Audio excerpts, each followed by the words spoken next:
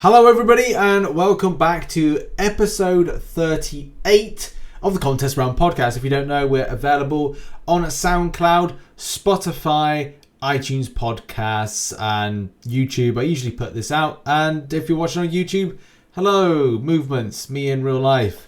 You don't get movements of Dan. Dan's, where he is with his internet. We're doing the best we can. One day you will see us both on screen when we can both guarantee that our connection won't drop. But yes, let's introduce Dan. Dan is the other co-host. If you don't know already, there is the frontlinemcoc.home.blog. Is that correct? Frontlinemcoc.home.blog. Yeah.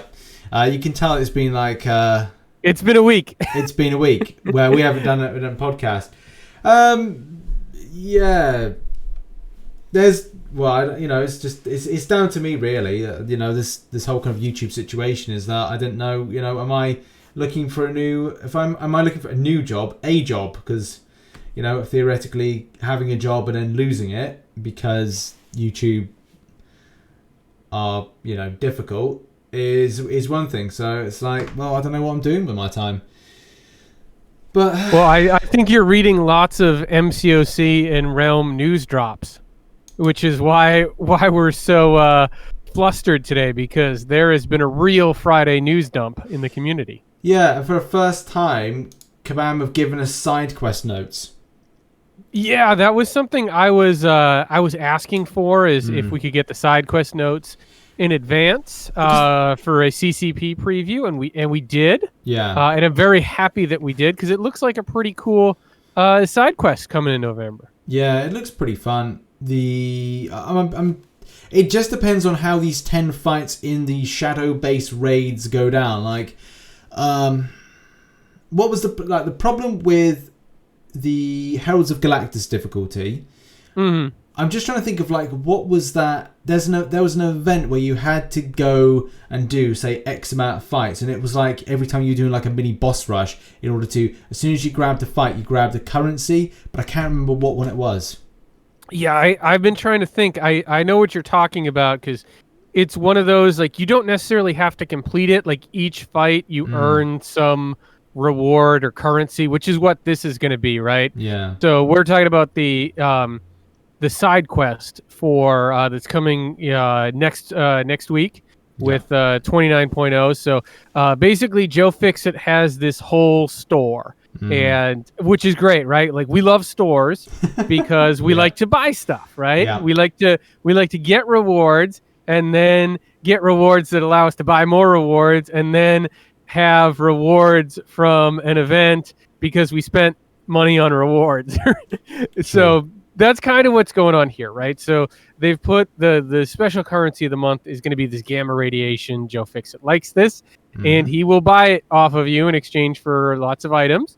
Yeah. And the good part is, right, is it's kind of like Quest for Valor, where if you remember that way back, where the gamma radiation is like everywhere. It's in the event quest. It's going to be in arenas. It's going to be in a 7-day calendar. So it's not just confined to, quote unquote, the side quest that you have to run, which is great, right? Because you're just going to earn it from stuff you do anyway, and then you can buy the rewards you want in the store, and it's that freedom of choice that we're always pushing Kabam to give us. But the actual side quest is this shadow-based thing that you're going to get one entry key a day from a calendar. I think it's a Gamma Gauntlet. Yeah. And that's going to let you run the shadow base, and it's a 30-minute timed quest, and basically the deeper you get into the quest, the more gamma radiation you're going to get. I guess this is going to be one of these ones where you got to see the event to feel it. And one thing that I think will be self-evident is where we had Heralds of Galactus, it was always like, I don't know, was there one...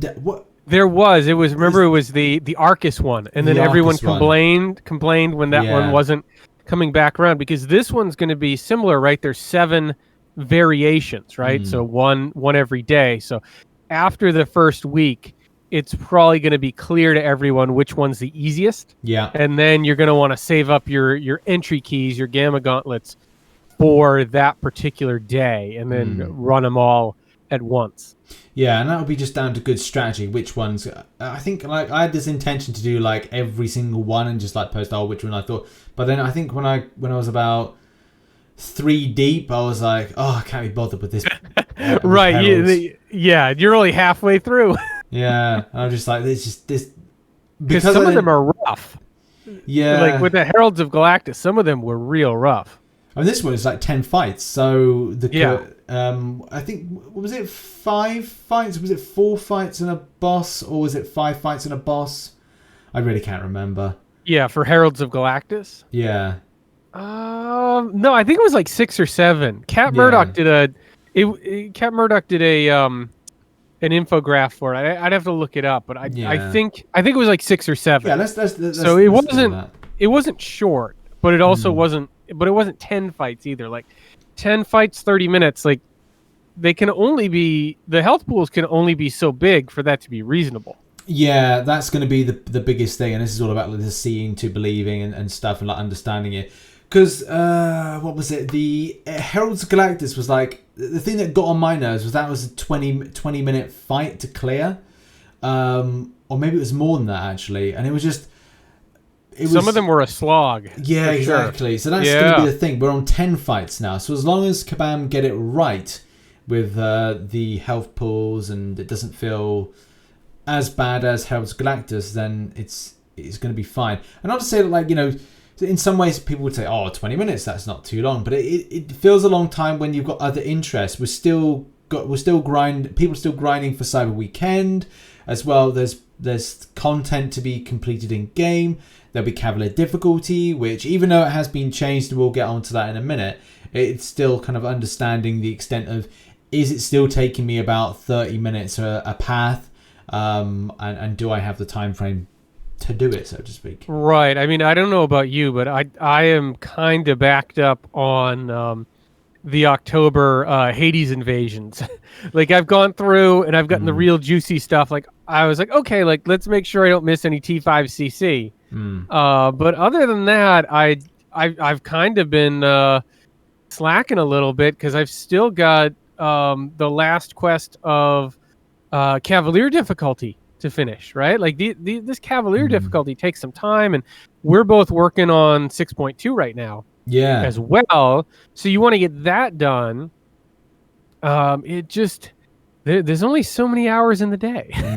I've tried to like.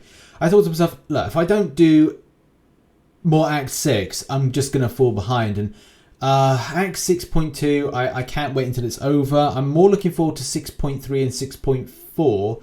Especially when I've gone back to redo some of the paths. I think I've done like not a huge amount of exploration Act 6.3, but still the times I've gone back and done like one path, I'm like, okay, this is fine. It's not as super annoying as 6.2 is for specific gating systems. But 6 I did 100% 6.2.2 on, when was it? At the start of this week? Oh god, I can't concept the time. Is just that's the one I'm working on. Yeah. The Sinister fight isn't bad now. No, it's not. With EMP, who have you been using for that? Warlock. Okay, yeah. I've been doing it with Warlock with Vision. With Vision, yeah. I've loved it. Suppressing down the regeneration, boxing clever with throwing. I've been largely building up to SP3s to then throw that to power control rather than bouncing off of the SP1. It just seems to work better with play, and it's just been very easy. I think like 100 hits, nothing too major, nothing with suicides. Who you been using? I've been using Darkhawk with the with the Heimdall synergy, obviously, because you need the Fury buff. Yeah. And he's been great, right? Like you get him up to the SP3, get him into null mode. He that heal block Sinister, which is of course that's a great reason to choose Darkhawk or Warlock, right? Yeah. Like because the regen on that Sinister is super annoying. Yeah. Like when I was doing it with Hyperion, that was a real pain.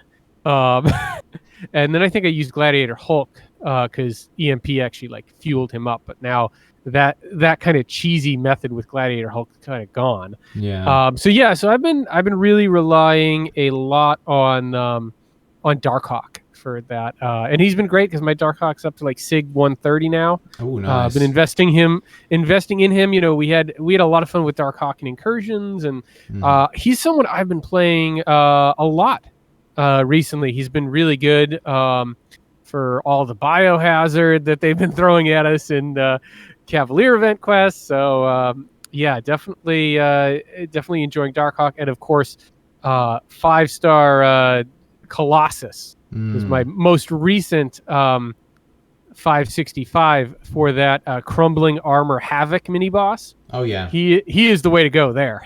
Yeah, I think I've been again Warlock. Warlock seems to serve like several purposes on my team. I think at one stage, because I was like I had several paths of like interest, I was like, oh, I think I had like my 5-star Warlock, which is 565 and Awakened, and my 6-star rank 2 version. So that was kind of like a weird kind of like double running, but it was kind of cool to do. But it's just, it comes a time that I'm like, I need to be pushing to get Thronebreaker as soon as possible. And for sure. Same here. I think it's either gonna I'm going hard or going home.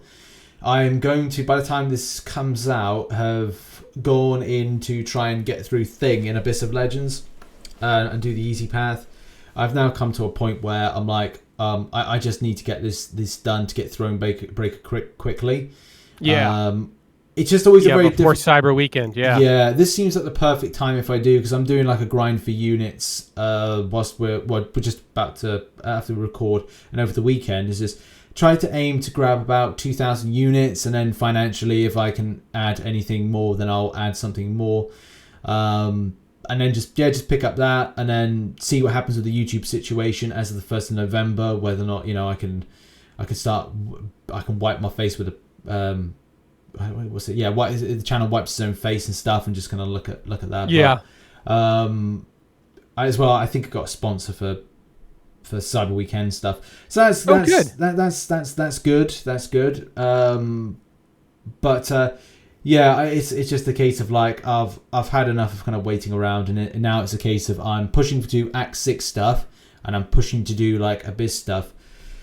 And once I do it once, I'm just going to go like, oh, I've done it once, and then if down the line the rank 3 6-stars align and my unit grind over Christmas goes quite well, then I will then look to be more. And again, depends on like, you know, as of the 15th of January, I could be kind of like taking a hiatus with the YouTube channel, depending on this YouTube situation. So then I need to then make a decision. If I go back out to work, will I have enough money to kind of buy more units? Am I grinding more? Do I have enough time with the game? See, these are the things, aren't they? These are life troubles that you kind of like end up worrying about in association with a video game. And then there's other stuff. So much strategery, Rich. Oh yeah, and then like next month, like we've got Miles Morales coming out, available on PS4 and PS5, obviously. But I'm like, do I want to play that? Will I have enough time? Me and Emma are talking about the idea of playing a game together on stream, which I like the idea of, which then it cuts into the MCOC time. Life's trouble, isn't it? I mean, you must have only the same so many hours. Yeah, I mean, it's, you know, it's always the balance of you know, work and family and kid, and trying to find the time to grind out all these events in MCOC and then write about them. And I've got so many guides and that I want to get to. And then of course we'll talk about Realm later, but then it's like adding that on top. And you know, I wouldn't mind. You know, it's nice to have some free time to, I don't know, read a comic book or watch a movie. Yeah, you know, something relaxing and low pressure. Is I'm in the middle of reading Dark Reign, which is like it's like 2009 2010 Marvel. It's post Secret Invasion, so Norman Osborn is basically running the show. Yeah, and the Thunderbolts and Dark Avengers have started. So I'm very much enjoying that. But why don't we get into the version 29.0 release notes? And The headline is always the new champions, and I feel like the November champions as a concept have not been received with a ton of excitement. Is that how you feel, Rich? Yeah, for me, I love Immortal Hulk. By the way, one thing that was annoying was I think there had like a few kind of like people that seem to be aficionados of Immortal Hulk. They were like, "Oh, you've only included this about the character, and there's a lot more to it." This is this comic book came out 2 years ago and already has 40 issues already, and it's already depth in lore from the amazing Al Ewing, right? For me, skimming and bringing to forefront some of the just like more of a the abridged version. It's like, it's the abridged version. The community needs to know like little basics, like. Right. Why did the character start off from? Oh, so Bruce Banner's dead. Oh, how did he die? Hawkeye killed him. All right, what else happened? It's just like you just need like I don't know, like little bits. Right. It's a 10-minute video. What yeah, do you exactly. want? Like what? Yeah, it's like do you know what? I'll make it a 40-minute version, and we'll include every element of it. But it's like it just needs to go in. I'm kind of a fan of the Immortal Hulk, the Abomination. It's I don't know, like when we first saw the concept art for Immortal Abomination, I think we both had the same horrified reaction. There was the like, tweet. Where's the tweet? I'm gonna find your tweet, your face. I saw your face. I was like, I know what Rich just looked at. Yeah, if you're watching this on YouTube, then oh my goodness, I'll throw it out now. I mean, it just comes from the. oh my goodness! Like this dude, I cannot look at this dude. If Immortal Abomination is the loading screen next month, I'm in trouble. Yeah, that's just too much. Like I think a couple of us were joking around in the CCP chat about, hey, is there a way to get the update without Immortal Abomination, because he is just creeping us out.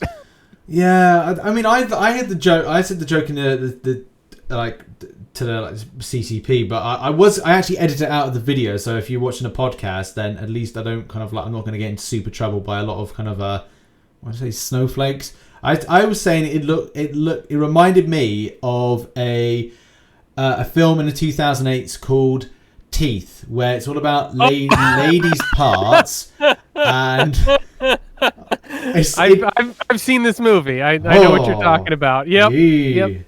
It's The joke I edited out of the video was I can never look at a predator or a vagina in the same way ever again.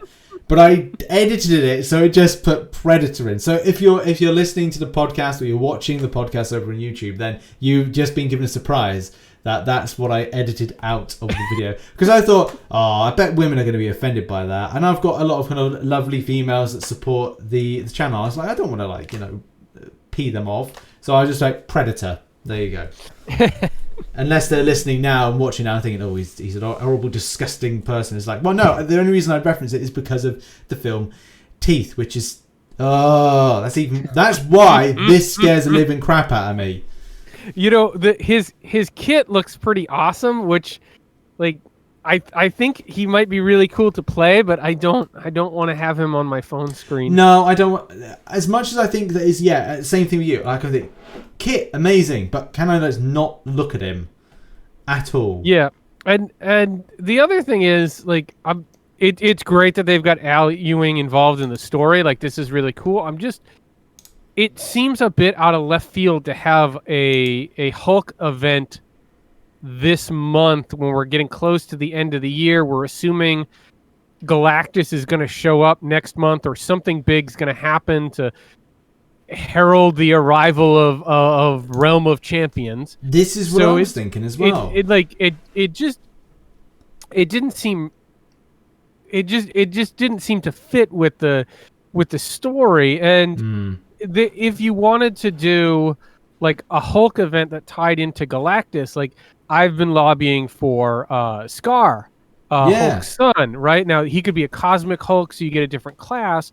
But and it doesn't have to be the Realm Baron Scar. It could be the comic Scar. But Galactus destroys Scar's homeworld, in post Planet Hulk, right? So Scar has a grudge against Galactus for obvious reasons. Yeah. It would tie into the story. Like if you need a Hulk and Galactus is showing up, like why not bring in a Hulk who has a real axe to grind with Galactus? Yeah. Or you could bring in like a red She-Hulk as well. And then it's like, okay, like those are, it's not another Bruce Banner Hulk. There's a little bit, there's something different going on there. So. Yeah, it left me a bit surprised what we were doing with hyping up Realm. And not to say, like, because there are some efficient... It's strange to know that there are people still interested in playing Realm, even though for a lot of people that were kind of slating it very early on. It's some of the recent trailers have got more positive to negative as opposed to like how it was back when they did the reveal. I think there is sufficient buzz. I'm still going to be playing it. I enjoy it very much so. The concept's different. You don't feel like you're punished in any kind of way for if you make a mistake. You don't have to spend units. People would go, oh, you got to spend he spends loads of money on the game, and it's like, well, no, like neither of us have spent any money on the game since it's been in beta, and you could spend whilst it was in beta. And there were people that were spending whilst it was in beta. And so they're getting potentially better gear. Does that give them an advantage? Potentially, but there are other elements that you could do to amplify your uncommon gear. I don't want to get too much into specifics of Realm because we're talking about MCOC now. Yeah. But the fact is, where's the hype for the game? Is it going to now, unfortunately, be into December when we do the 6th anniversary, which I don't know if that's a wise thing, especially if you're considering what happened last year with the 5th anniversary having that kind of part MCOC, part Realm. I know they've got to collide in some way, but it's like, November is all about planting the seeds of the hype of the Realm, not just the contest. And you're absolutely right, and that's what I was thinking. Like, the hype, but also the story thing. Scar's an excellent point.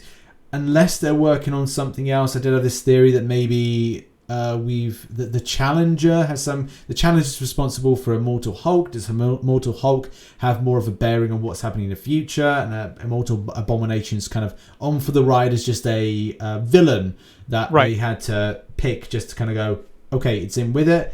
Does this play in quite well to kind of the end hype of Halloween? Maybe. But as well, we were on the... I don't know if I'm going to get in... I don't think I'd get in trouble with it, because I don't know if it was... I think it was a typo. They had January dates. It said January 17th on the Spotlights of the Champions on our CCP stuff.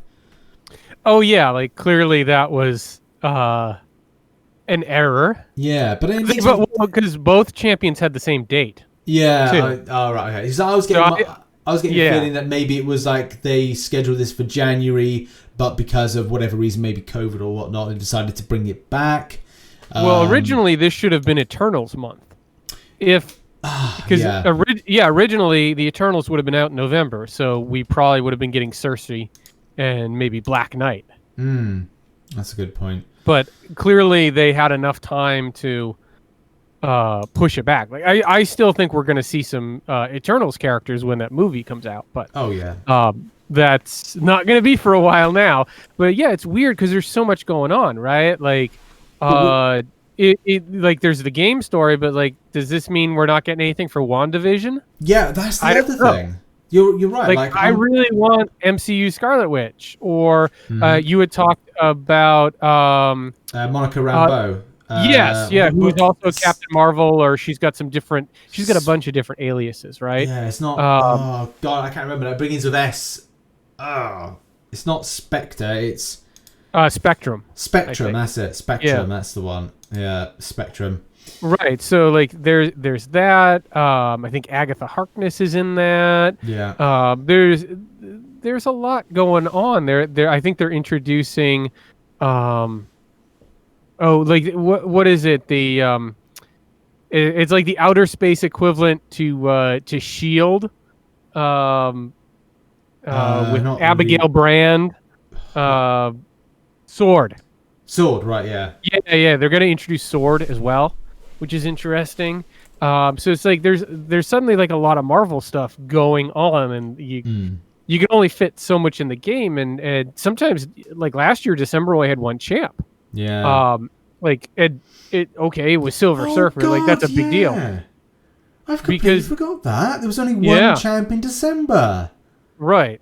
And if they held to the normal release schedule, the second December champ would come out on Christmas Eve. Because that's the fourth Thursday of the month of December. So I don't know if they'd want to put out that second champ in December. Maybe they will, maybe they won't. I don't think we can guarantee there's going to be two champs in December.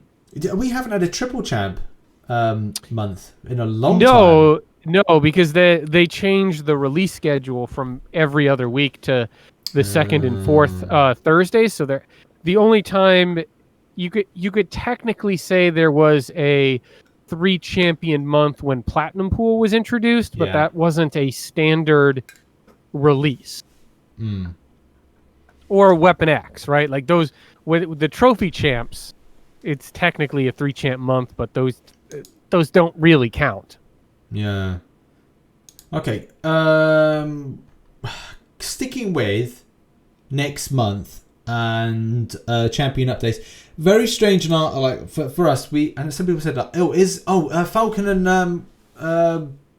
Gambit. Are they getting any good? And it's like I haven't tested them. What do you mean you haven't tested them? Well, we haven't tested them. We haven't had them as part of the CCP. Like someone that said to me, you get lots of information of when the next update is and the side quest for the next one. No, in some cases before Command put them out, it's like 48 hours. If we're lucky, 48 hours. If anything else, it could be a case it's like 1 hour before, 2 hours. It's just completely. A lot of times it's middle of the night for you. So it's middle of the night. It's completely random. Like I'll wake up in the morning and go, oh, we've got an announcement to kind of like, and then be like, okay, well, I'm making a video. Right. Like it's whenever we get it. But like for that, like I think I want to say it will come in line with everybody else getting it at the same time. So we'll all get to test Falcon and Gambit at the same time. Yeah, when it goes live with the update. Now, at that point, we could jump on the CCP beta and rank 5 our Falcon and Gambit and bring them up to SIG 200 and see what it's worth and do some videos, right? But we get the ability to do that at the same time as everyone else. But, of course, we have that luxury of the free resources, right? Yeah. to display the gameplay, which is nice, but that's pretty much what happened with Punisher 2099 as well. Yeah. Have you got a Falcon or a Gambit? I do have a Gambit as a 5-star. I do not have a 5 or 6-star Falcon.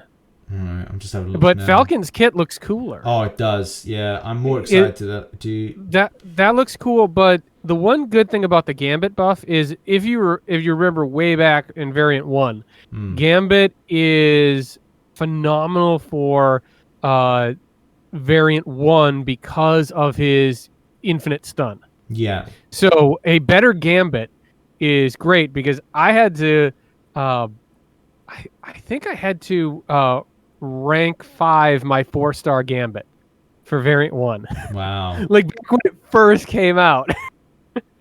It's like because that was one of the cheese. Yeah. For Variant 1. Like maybe there's a lot. The mutant class is so much better now than it was back then that maybe it's not as big a deal. But we get champions like Ronin or Gambit that can stun lock on a power reserve node. Like that is very valuable. Yeah. Yeah, you youngins don't know how hard you have it. How hard we had it back in the day. Doing Variant 1 with 4 stars. Yeah, you never know what kind of problems we had. They weren't even giving us T5CC for variants back in the day. Those were 2015 gems. Yeah, we dreamed about them days of generics. What's a generic? Yeah. The only good part about that was you didn't have to spend gold on the 2015 gem. Yeah, we're sounding really old now, aren't we? Yeah, we are. Oh my god. Well, I mean, 60. we both got birthdays coming up in a few weeks, so I think we're both feeling it. Yeah, November 20th for me. Oh, the 16th for me. Oh, 16th for you. Yep. Yeah, it's going to be a crazy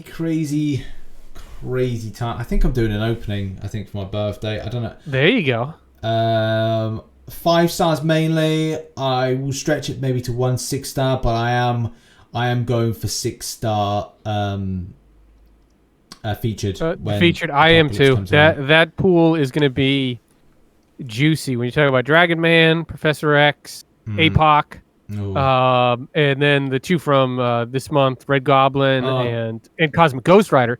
6-star Cosmic Ghost Rider. Oh my goodness! And then whichever champ comes out first in November, that's going to be the featured pool. Like that's some home runs in there. Yeah, I think. My goodness. I might be able to do. Will I be able to do 4 attempts? You're gonna have to grind that Joe Fixit store. Yeah, I think I might just stretch it to 4. Depends what happens with this Abyss run. If I decide then at the end of it to go, and then Cyber Weekend. Right. Yeah. I mean, the good thing is that 6-star featured crystal lasts until March 23rd. That's true. So That's you're true. gonna, I mean, you're saving up now, and then you've got 90 days with it. Yeah. I think I'll do like a spend on in December and then like kind of then work further to it. It's the first time I'll ever go for a 6-star featured, but I think now I've got all the champions at 5-star that I want. I guess this featured pool might contain some champions that are kind of interesting or unique or better. So it won't feel too much of a loss against my troubles. Yeah. And are you still feeling like your 6-star roster is kind of meh? Yeah. I am too. Not kind of like meh, saying like, it's just at the moment I don't feel any need to invest into them. Even if I get about... This is the thing, even if I'm able to rank 3 of them, which is somewhat of a possibility by the end of this month, definite by the end of next month. So it's like, even if I get a cosmic one, I'm like, well, I got an unawakened Cat Marvel movie. It's like, well, great. If I get a skill, then that's an unawakened Aegon up to rank 3. And then as a mystic one, I'm like, okay, clairvoyant. But it's like of those 3, I've got all 3 of those champions at 5-star, and I'm like, at the moment they're more powerful as 5-stars than they are 6 stars. So I'm like, So what's the rush? Yeah, and that'll be the thing really. What I've now got the roster strength if I want a 565 a few more of them to take on the 100%ing of Act 6. So that's fine. It's just a case of now units, time, and my own sanity. Which is for sure. Really thing, yeah. So Alliance alerts, that's something that's kind of new. We're kind of very slowly doing away with the Line app, it seems. No tears will be shed by you, Rich. I don't even go on the I think the last time I logged on the Line app was when did I? Is Odin not online? They're online, and I probably get told off for ignoring Line. Gotcha. Yeah. Yeah. I just like it's something I very rarely go on. There's Instagram, Twitter, the forums, Discord. Like my Discord now is coming up to 1,000 members, and I'm like, I'm keep on like having to make it like, as serious as possible. I've appointed 2 new mods in and they're doing an amazing job. Shout out to Karma, shout out to Captain Dante. And it's been very difficult for me to appoint mods because there's been instances in the past, which people know. If you follow the channel, you know that something happened. Dan, are you I don't know. Dan, would you be familiar of one of many channels' rogue mods that started abusing their power? I don't know. I'm familiar with it in general. Yeah, I mean, you always have to be careful with your mods, unfortunately. Yeah, there's one in particular that went completely rogue and just did some stuff. I'm not gonna name names and stuff. As I said, I'm not really in the mood to do that. That's not really a thing. But it's just been difficult to appoint that. But would I like Discord to be more of a thing used by alliances? Yes, it's not 100%. I know a few alliances that use Discord, but I don't know. I just can't stand the ping-in, and then I'm like, oh, I've got to join. Like, people invite me to different rooms, and I'm like, I don't want to join too many rooms. I'm just like, I'm happy with just getting my instructions and occasionally speaking to members of the community. But instead, I'm like, people join me into different rooms, and then I forget to leave them, and then I'm like, people then question, why did you leave that room? And it's like, it's no disrespect, I just don't like too much pinging in my life. And even though I have my phone on mute, like, I'll give you an example. Like, if I put it down for a moment and I bring up line. How many unread messages? It's still going, Dan. Yeah, I'm here. It's like it's going and going. You hear that? Yeah. How many unread messages, Rich? It gets that 999 plus. I'm at 2,235 right now. Let's just say I've got many rooms on 999 plus. There you go. Oh, I've got a message from Prof Hoff about 10 days ago that I haven't got back to. No disrespect. Oh, Rich, you're big time and Prof. What's up with that? You got to read your messages. Apparently so. I can't throw stones. If I look through there, there's probably one or two where I'm like, oh, I missed that. I'm sorry. Yeah. And it's just no disrespect. It's just like I've had I just don't like. I don't like over pinging on my phone, especially when I'm like, look, I know what I'm doing in my life. I just don't want to be pinged over too much. But I've probably been told off multiple times and I haven't checked. It's a life problem. Anyway, right. So the Alliance alert's now in game. So that's a bit better. Notifications pop up a bit more. I'm like, if I get game notifications, those are more interesting to me. Text messages, yeah. So I'm glad that they're kind of introducing something like this. Yeah, and it's important for lower level alliances that don't use any outside communication, because I think a lot of those, especially when you're starting out, it's like they need those reminders to jump in AQ and jump in Alliance War. Yeah, because it's just not, it hasn't become part of the core of their being yet, where they're like, oh, they're not like us where we're like, all right, I got to take this node down before I go to sleep. Yeah.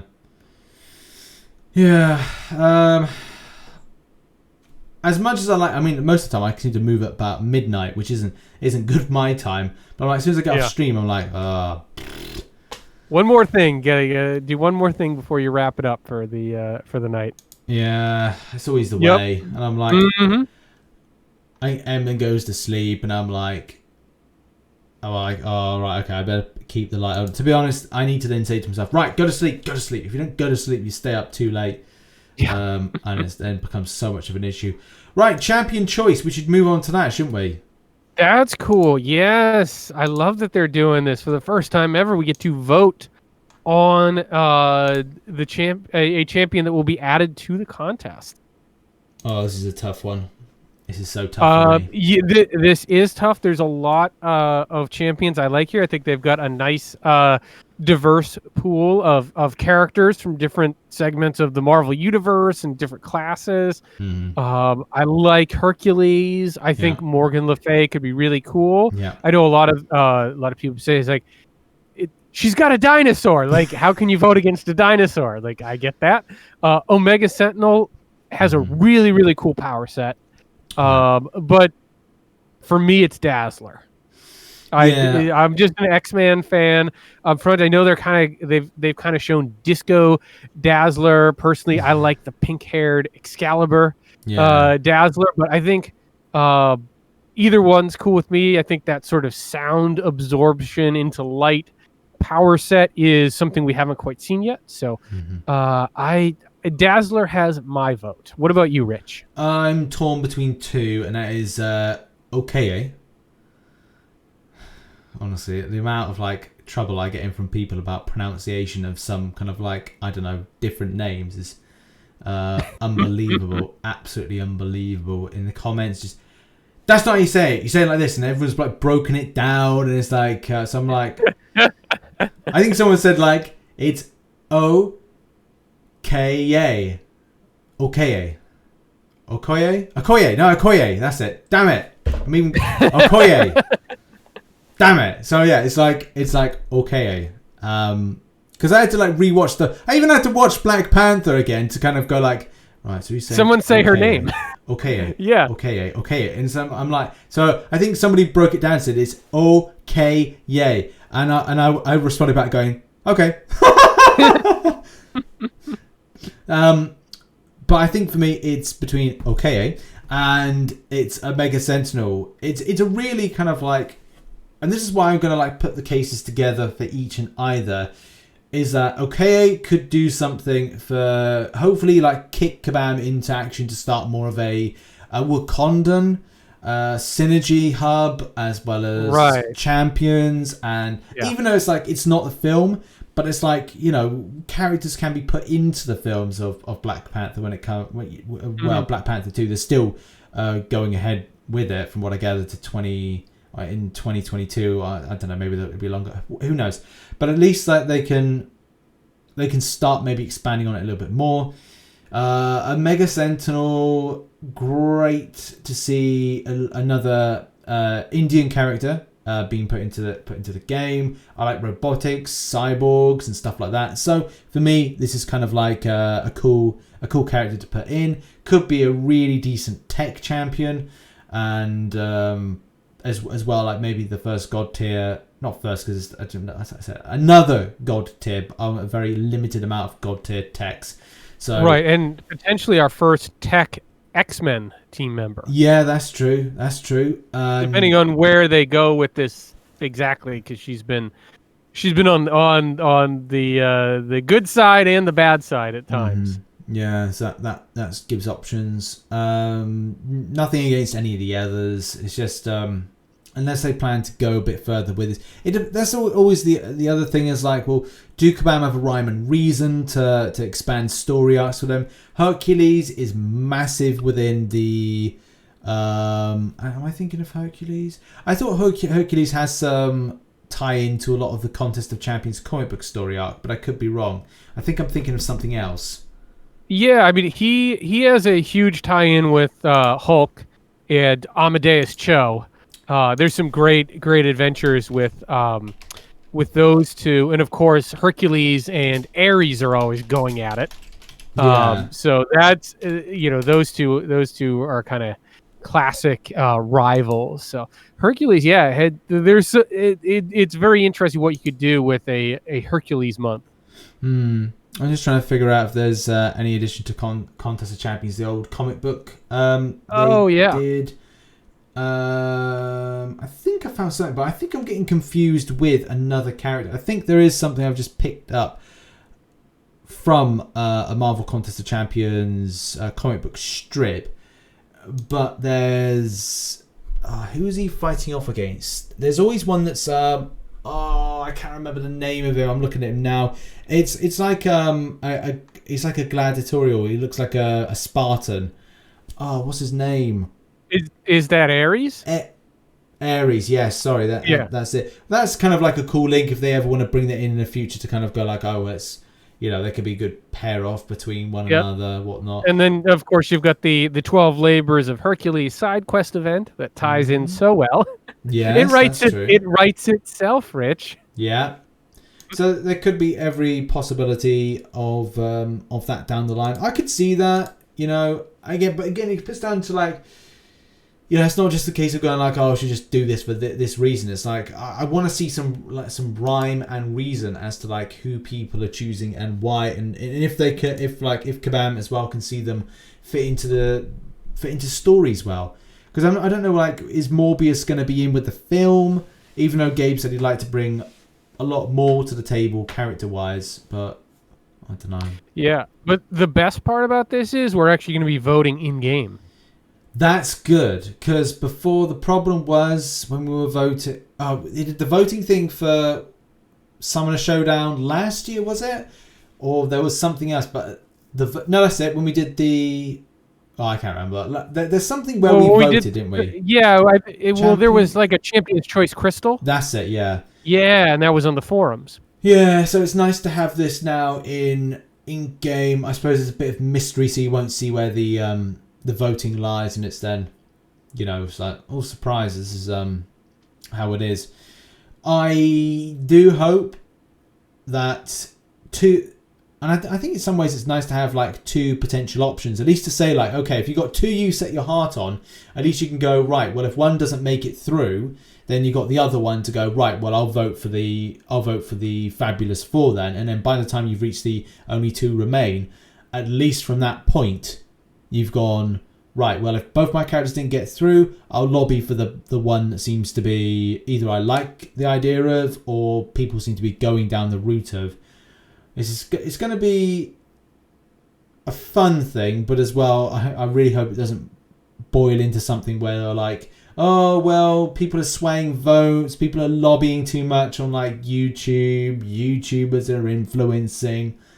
Oh, just have fun with it. Yeah, exactly. Talk about who you want and why, but don't beat up anyone else's choice. That's exactly how I'm going to play it. I'm not going to take my audience and say, you must vote for this. It's just a case of like, you can make informed decisions. This is the problem. Like, I don't want MCOC as a community to be about sheep, because you're all entitled to your own opinion. I mean, you give your own opinions on things like the forums and stuff. So everyone is as eloquent and unique as possible to give their own opinion. So yeah, have a choice, have a rhyme, have a reason.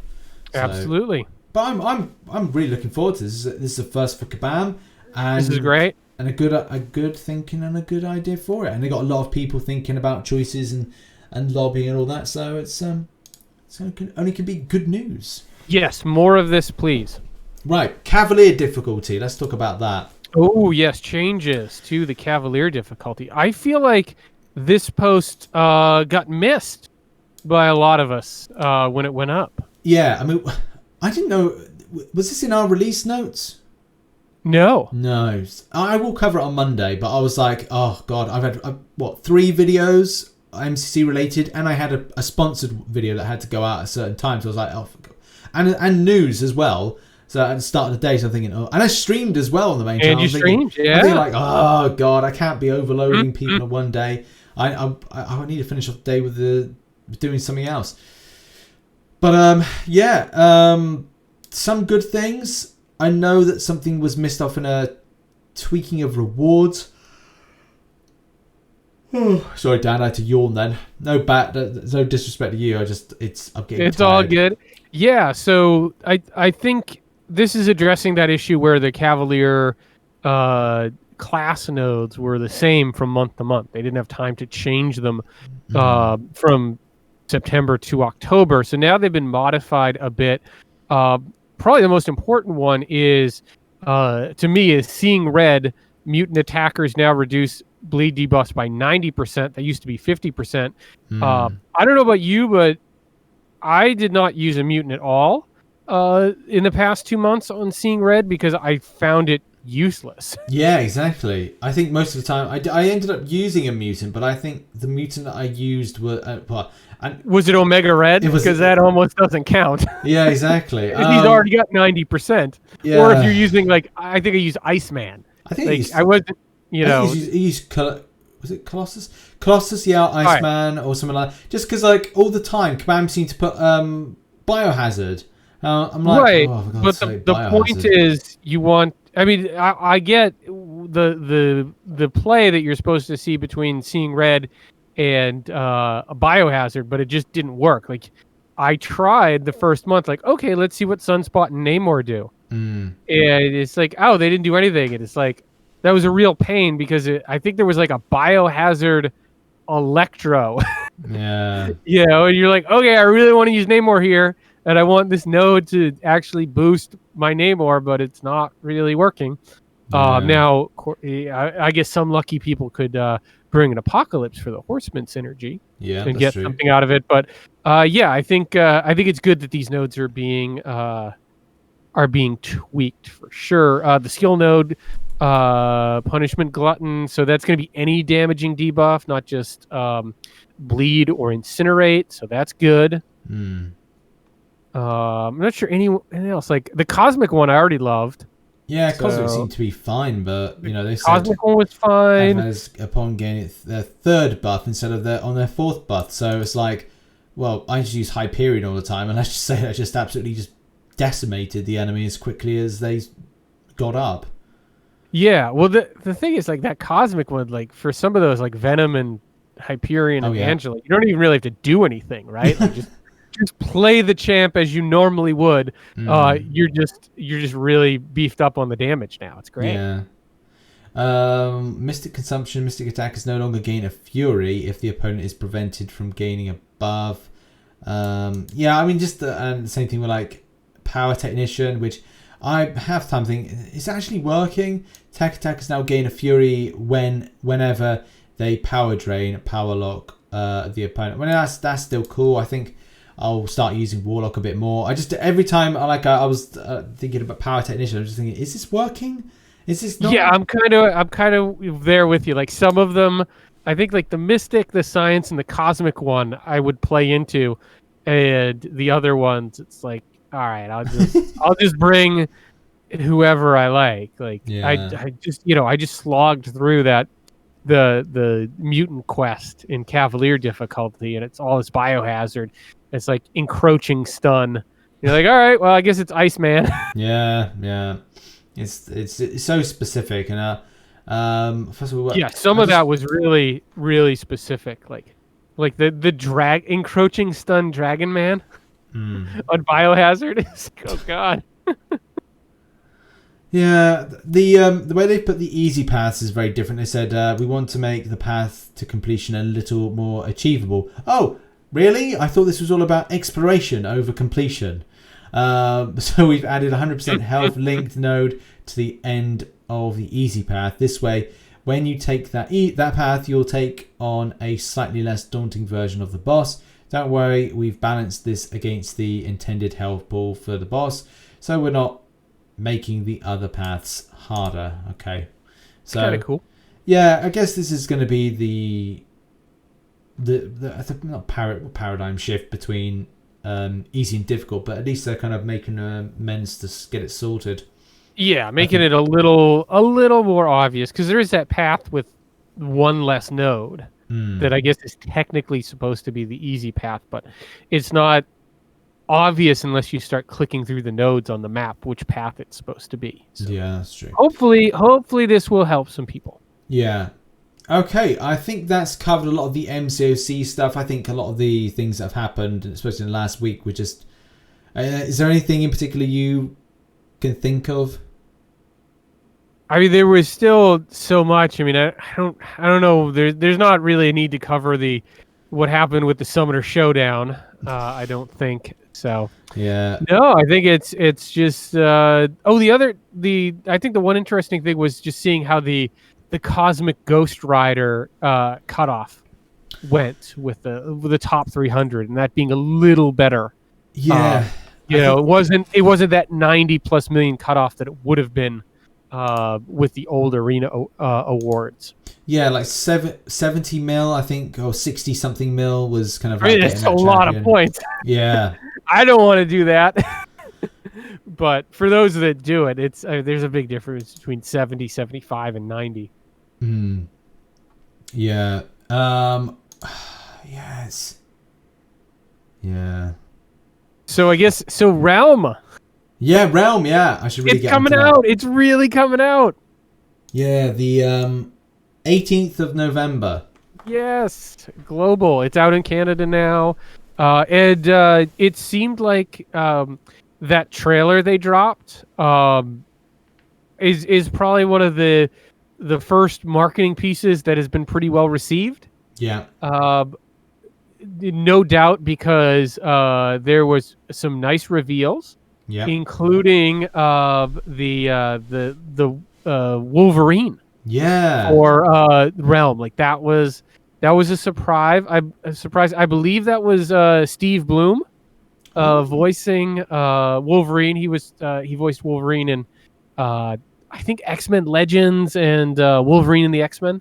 Pretty sure about that. So big voice get. We saw Apocalypse show up. We saw Vision show up, and your boy King Groot. Yeah, that was a weird one. House of Groot. So, it looks like 3 new houses have been revealed as well in the Council of Shawarma video. So that was exciting, and it's just great that we no longer have to have the when's the game coming out question with no answer. So I am excited for global release. Absolutely, and it will bring some other stuff. I haven't played much Realm from just a grind perspective, just because matchmaking is bad. It's ridiculously bad for those that. Yeah, I'm probably going to be pretty chill until the game goes wide in November. And now we have an endpoint, and there's so much to do in MCOC that I'm like, all right, maybe I'll just take it easy the next couple weeks and really pick it back up on the 18th. I think that's what I might do, especially for the second channel. I think what I'll do is I might kind of figure out some just past the time videos before kind of thinking about, when the game drops. I'll probably do more of a in-depth kind of look on some kind of dynamics of strategy, gearing and stuff like that. Right. I'm just not really I just don't think I can't really give the best when I'm going to give some examples. I think I did a video about the biggest problem with Marvel Realm at the moment, and it's just going up against a 700. I'm on a team where it's me and I had 2 bots. I'm 300 or 400 web warrior against a 700 and 600 and just coming into a 600. So basically, it's you have no chance. No chance. I don't understand why they don't boost up the bots. Exactly. That's it doesn't make any sense. That the bot isn't going to be as smart as a human. So I don't know. If you've got a team of 3 and it's you and 2 bots, all right, what's the PI of the 3 minus out you? Divide that between the bots. Yeah. There you go. It's not hard. I don't know. Yeah. But yeah, this game, because it's PvP, it needs a critical mass of users to really be a good game. And yeah, it will be it, but it's just one of these things where I'm hoping the global gets in about 2,000 to upwards of 100,000 new players. If it does do that, then game's fine. If it fails in that, then that's going to be something. It's a very telltale sign. It's going to be nervous as to the downloads on. Well, the downloads now, because you can pre-release and stuff and get in. But that's the thing. It's just going look, what are the numbers looking like? How many people are about? And is it interesting enough for players to kind of stick on by? And that's the thing. If we get a big influx of players, the matchmaking's fine. It's going to be perfect. Yeah. Also interesting now is it's not just about 2 teams. Because we were just talking about, just before we started recording, that they're doing a new patch that's going live very, very soon, which is 0.4.1. And you can have a team of 2 versus a team of 2 versus a team of 2. That could be cool. Yeah. So it's called Arena Deathmatch. Deathmatch is Realm's second PvP game mode, and it's intense. Pair up in epic 2v2 combat and fight to the death or until you score more points than anyone else. For ultimate supremacy, keep your eyes peeled for cosmic cubes that will spawn around the map. Walking over one will give you a buff and the advantage in combat. I like it. That's really, really interesting. And that's great because a lot of times it's easier to be like, hey, Rich, do you want to jump on right now? And the fact is all right, we don't need to find a third now. Yeah. That's very convenient. I like that. Yeah, I guess that's the problem with trying to find sometimes maybe it's difficult to find a match of 3 and instead it's just it's 2 you kind of go in. I wonder if there's going to be more kind of game modes like this. We've talked about the idea of there is PvE, which is the stronghold, co-op stronghold, but also the idea of having something that's more of a story-based thing, like a free roaming, which I think Marvel Future Revolutions is going to be, but whether or not there's something that tells a story the same way as MCOC has a story. Right. but that will be a thing for the future. There's some new maps as well. There's Mutopia, which is liquid gold runs like river from capstones of the Celestial Pyramid and down the sides, feeding the Golden Nile. So that's going to be very much apocalypse. The Daily Bugle. So the Spider Guild spins webs across the battle realm, collect, and it's good really because a lot of them are just the same kind of like. Yeah, they started with just a couple maps. Yeah. So yeah, it's good that they're fleshing out the game as we lead up to the global release. They're also doing things called lore codexes. So in the mode select screen, there is a lore button to learn more about the active battleground. In the pre-flight screen, there is now a lore button where you can tap to read more about the lore of the houses that control the battleground. In the character's customization screen, there's a lore button. So that's how they're getting that. But I don't know. I just like the idea of maybe something that takes you on a story journey where you play through it. But. Right. It seems like they're starting to incorporate a lot of what we've seen on the Realm website, because the Realm website has these huge backstories about the weapons and the lands and the history of each of the houses. Yeah. So that's a lot of material to just be on the website and not be in the game. So hopefully, like you said, it's starting to be filtered in, and eventually there'll be a cool story quest. Yeah. Yeah. Absolutely. Yeah. I think that pretty much covers it. I think so. Exciting times, Rich. Mm-hmm. It's going to be a big end to 2020 in Realm and in Contest for sure. Yeah. November is usually a very hype month, and then December, of course, you get the anniversary and Christmas, all those things. So yeah, hopefully we're leading up to a really good end of the year. Absolutely. Right, that has been a podcast. Thanks everybody for listening and potentially watching on YouTube if you have been.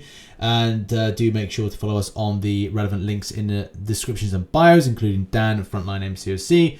And we'll see you all next week for episode 39. Thanks everybody. Bye-bye.